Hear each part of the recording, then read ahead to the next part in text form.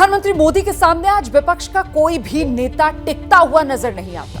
चाहे बीजेपी का साथ छोड़कर महागठबंधन में जाने वाले नीतीश कुमार हो, दिल्ली के मुख्यमंत्री अरविंद केजरीवाल हो, इनके समर्थक इन्हें 2024 का चेहरा भले ही बताते ना थकते हो, लेकिन ये सारे नेता अपने क्षेत्र के सीमित दायरे में बंधे हुए हैं। ऐसे में कैसे ये मोदी से कर सकते हैं मुकाबला, समझने के लिए देखिए एक्सक्लूसिव रिपोर्ट।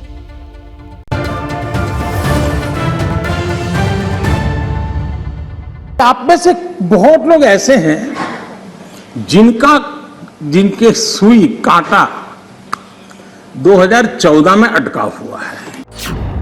अगर विपक्ष 2014 में ही अटका रहा, पुरानी कहानियों में ही भटका रहा, तो वो 2024 की जंग कैसे जीतेगा? इस कहानी को आगे बढ़ाया जाए। उससे पहले आगे सुनिए कि प्रधानमंत्री मोदी ने इसी साल लोकसभा में और क्या कहा था। आपने जो अपने आप को एक ऐसी मानसिक अवस्था में बांध के रखा है, देश की जनता आपको पहचान गई है। कुछ लोग पहले पहचान गए, कुछ लोग देर से पहचान गए और कुछ लोग आने वाले समय में पहचानने वाले हैं।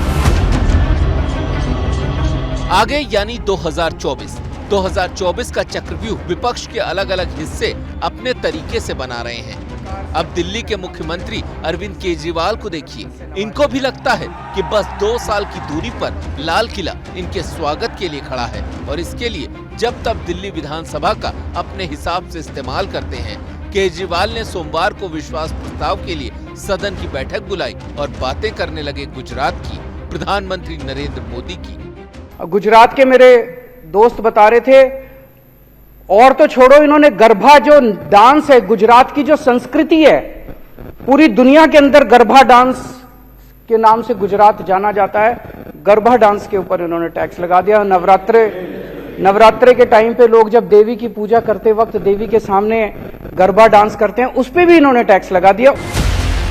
केजरीवाल ने 3 दिन पहले अपने विधायकों को तोड़े जाने के आरोप लगाकर विधानसभा का विशेष सत्र बुलाया था और अब विश्वास प्रस्ताव के लिए 1 दिन का सत्र बुलाया।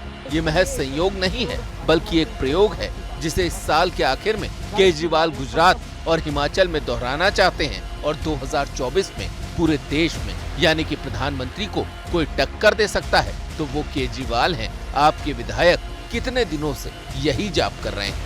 अरविंद केजरीवाल जी प्रधानमंत्री होते देश के और मैं किसी दूसरी पार्टी का शिक्षा मंत्री किसी राज्य में होता तो यकीनन अरविंद केजरीवाल जी बुला के गले लगाते। दुर्भाग्यपूर्ण है, अगर अरविंद केजरीवाल देश के प्रधानमंत्री होते तो ऐसा कभी नहीं होता कि राज्य सरकार के विधायकों को सरकार तोड़ने की कोशिश की जाती। दिल्ली में अपनी नई शराब नीति पर फंसे केजरीवाल के सामने चुनौती है कि वो पीएम मोदी से लड़ेंगे तो कैसे लड़ेंगे। प्रधानमंत्री नरेंद्र मोदी की देशव्यापी छवि है, जबकि केजरीवाल की पहचान दिल्ली से निकलकर पंजाब तक सिमटी है। पीएम मोदी के नेतृत्व में बीजेपी केंद्र में सरकार चला रही है। लोकसभा में इसके 303 सांसद हैं, जबकि आम आदमी पार्टी का एक भी सांसद लोकसभा में नहीं है। पीएम मोदी के सत्ता में आने के बाद बीजेपी का ग्राफ बढ़ता गया। उसकी एनडीए के साथ 18 राज्य सरकारें हैं और 12 राज्यों में तो अपना मुख्यमंत्री है। वहीं केजरीवाल के पास सिर्फ 2 राज्य हैं। जिस गुजरात से केजरीवाल बड़ी सियासी छलांग लगाना चाहते हैं, वहां उनके चंद पार्षद भरे हैं, जबकि बीजेपी वहां 27 सालों से राज कर रही है।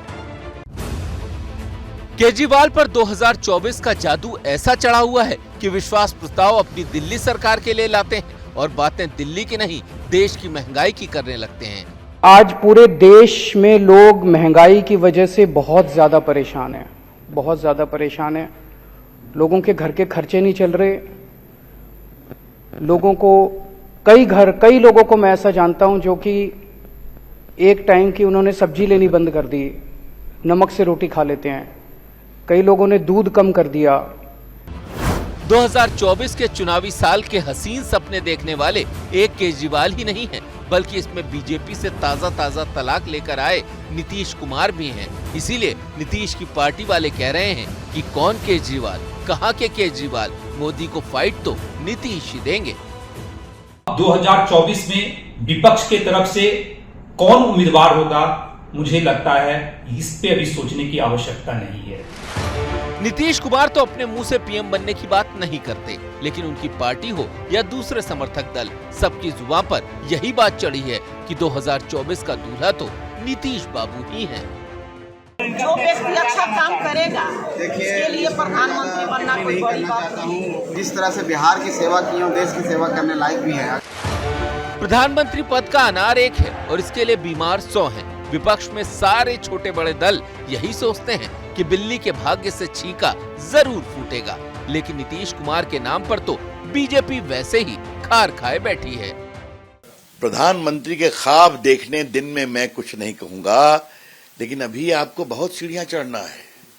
अभी तो पहले ही सीढ़ी पर आप फिसलते दिखाई पड़ रहे हैं। विपक्ष के सारे दावेदारों के सामने एक पीएम मोदी का किरदार कैसे भारी पड़ रहा है, इसको इन तथ्यों से समझिए। पीएम मोदी के नेतृत्व और दावेदारी पर कोई सवाल नहीं है, जबकि इनके सामने विपक्ष में कोई एक नेता नहीं है। पीएम मोदी की पार्टी अपने दम पर बहुमत ला सकती है। 2014 और 2019 में वो ये दिखा चुकी है, जबकि विपक्ष में सारे दल सैकड़े के आंकड़े से भी काफी दूर हैं। पीएम मोदी आजमाया हुआ चेहरा है, लेकिन विपक्ष के सारे नेताओं की अपनी सीमाएं हैं।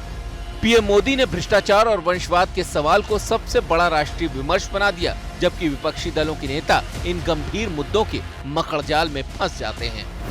अब पीएम पद की एक और दावेदार ममता बनर्जी को ही लीजिए। अब तो उनकी सरकार के मंत्री ही कह रहे हैं कि भ्रष्टाचार की लूट मची है, लूट सके तो लूट। और इन सब के ऊपर प्रधानमंत्री नरेंद्र मोदी का ब्रह्मास्त्र है जनता से उनका संवाद, जनता से उनका जुड़ा होना। आखिर लोकतंत्र का नायक वही होता है जिस पे जनता का आशीर्वाद हो।